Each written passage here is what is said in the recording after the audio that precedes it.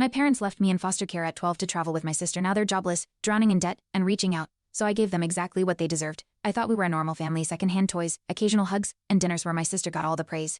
Then one afternoon, they sat me down and said they couldn't afford me anymore. That same night, they packed a suitcase and drove me to a foster home without a tear. I remember gripping my backpack so tight my fingers hurt. They waved from the car like I was heading to summer camp. At the Miller's house, I kept checking the window, waiting for my parents to come back. Every night, I counted the days like a sentence, but they never called. Instead, Emma sent a birthday card that said, "Wish you were here," with a photo of her on a roller coaster. I stared at it until the edges curled. At the Millers noticed. Margaret hugged me quietly, no questions asked. That night, I stopped expecting a rescue. I stumbled on their travel blog when I was 16, post dated just weeks after they abandoned me. There they were, Laura sipping cocktails, Greg parasailing, Emma holding a sloth. The captions bragged about family adventures. My stomach twisted. Margaret saw my face and sat beside me. "You deserve better," she said. I nodded, but I couldn't breathe. My parents hadn't been poor. They'd been prioritizing paradise over parenthood.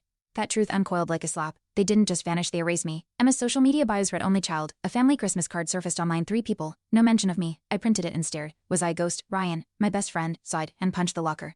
"You're not crazy," he said. But I felt erased. My last name matched theirs, but everything else was rewritten. I started documenting every lie. If they'd rewrite my story, I'd write back. One night, I called their number just to hear the voicemail. It had Laura's chipper voice. "We're out making memories." I dropped the phone. Thomas found me sitting on the kitchen floor. "You're not alone, son." I wasn't his by blood, but he never made me feel like a placeholder. That call made it clear they weren't coming back, not even for closure. It wasn't an accident. They'd replace me and never looked over their shoulder. I applied for college using scholarships and part-time jobs. My birth parents didn't list me on taxes, didn't sign FAFSA forms. But Karen, my dad's sister, reached out quietly. "They told the family you went to military school," she said. My hands clenched. They'd not only abandoned me, they'd rewritten my origin. Karen offered old photos, proof I existed. That red herring, military school, became fuel. If they wanted me invisible, I'd become unforgettable. I'd rebuild with my name intact.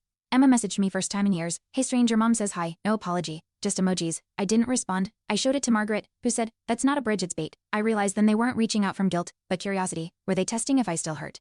If I'd chased them, I blocked the number and wrote my scholarship essay on resilience. My story wouldn't begin with abandonment, it would begin after. Graduation day arrived. My name echoed through the auditorium, and as I crossed the stage, I spotted them, Laura and Greg, sitting in the back row, smiling like proud parents. My knees locked. Emma clapped beside them. I felt sick. They had no right to this moment. Afterward, they approached me like nothing had happened. "We're so proud of you," Greg said. I didn't respond. Margaret and Thomas flanked me like shields. This wasn't theirs. I couldn't finish the whole story in the short. The full story is on my channel and linked below.